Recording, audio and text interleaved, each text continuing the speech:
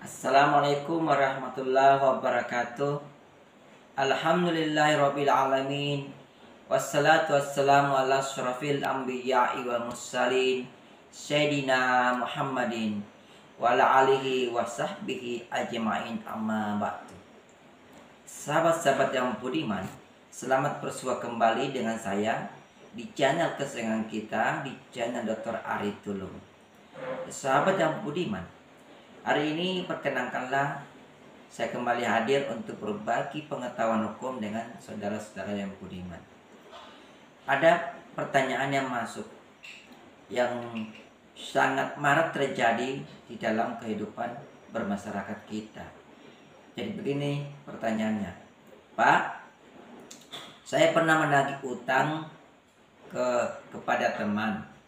Kemudian teman saya tidak mau membayar utangnya dengan alasan bahwa ketika membuat perjanjian itu tidak dibubuhi dengan materai.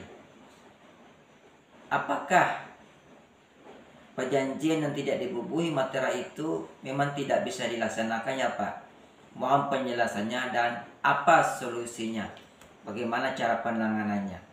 Nah, itu pertanyaan singkat dari salah seorang subscriber ya, yang masuk ke dalam kotak pertanyaan saya ya. Sahabat yang budiman, terkait dengan perjanjian apakah memiliki materai atau tidak ya. Jadi ini dalam bermasyarakat kita sering membuat perjanjian dan setiap perjanjian dibuat itu selalu menggunakan materai. Pertanyaannya sama dengan tadi, apakah perjanjian yang tidak dibubuhi materai itu dapat dilaksanakan atau dijalankan atau tidak? Nah, sahabat yang budiman, terkait apakah perjanjian tersebut dijalankan atau dapat dilaksanakan atau tidak, maka kita kembali merujuk kepada ketentuan peraturan perundang-undangan. Jadi ini jawabannya sangat dogmatik ya, dogma. Jadi jawabannya tertera di dalam Kitab Undang-Undang Hukum Perdata. Di dalam pasal 1320, di situ dinyatakan dengan jelas bahwa perjanjian yang sah ya, jadi perjanjian atau syarat perjanjian ya, jadi kurang lebih begini bahasanya.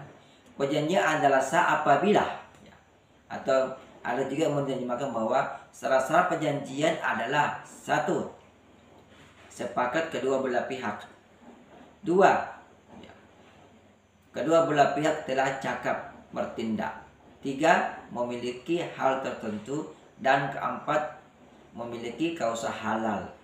4 poin ini itu menentukan keabsahan perjanjian. Nah, pertanyaannya sekarang, apakah jika perjanjian itu sudah sah, maka perjanjian harus dilaksanakan?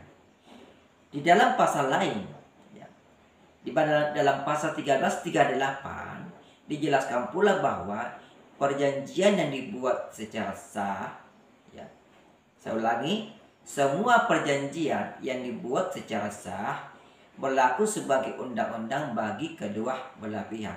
Saya ambil dulu kalimat ujungnya. Ujung kalimatnya menyatakan bahwa berlaku sebagai undang-undang bagi kedua belah pihak. Ini artinya bahwa perjanjian itu karena dia berlaku sebagai undang-undang dan undang-undang itu mengikat, maka perjanjian itu haruslah dilaksanakan oleh kedua belah pihak. Nah, ujungnya ini, ujung kalimat dari peraturan perundang-undang ini, ujung kalimat dari pasal 1338 KUH Perdata ini, itu tidak bisa kita pisahkan dari kalimat pertama tadi, semua perjanjian yang dibuat secara sah. Jadi ada kata dibuat secara sah.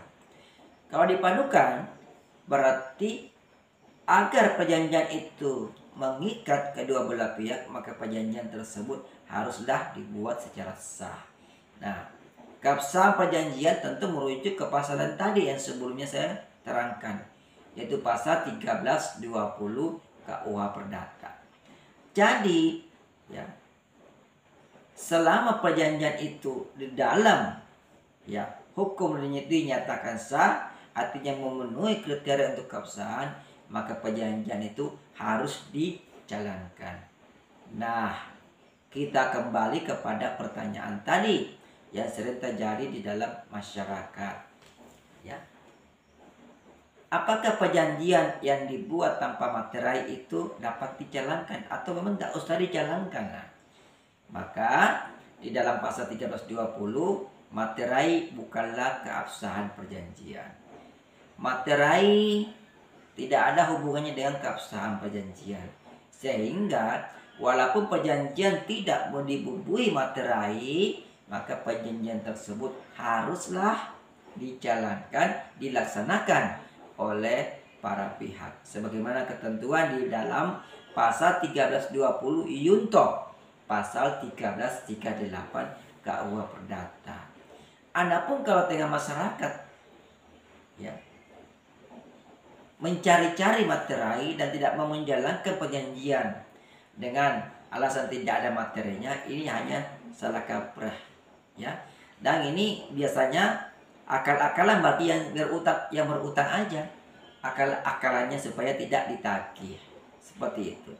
Nah, bagaimana penyelesaiannya? Penyelesaiannya tetap ditagih.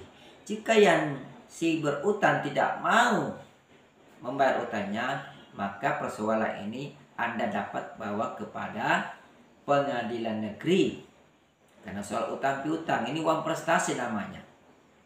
Maka Anda dapat menggugat si berutang ya, digugat di pengadilan negeri ya, seperti itu ya, digugat. Jadi tidak boleh mengambil secara paksa walaupun itu hak Anda, tapi Anda harus melalui jalur hukum, yaitu jalur gugatan.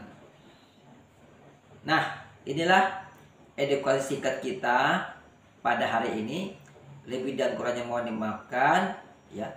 Wassalamualaikum warahmatullahi wabarakatuh. Salam keadilan.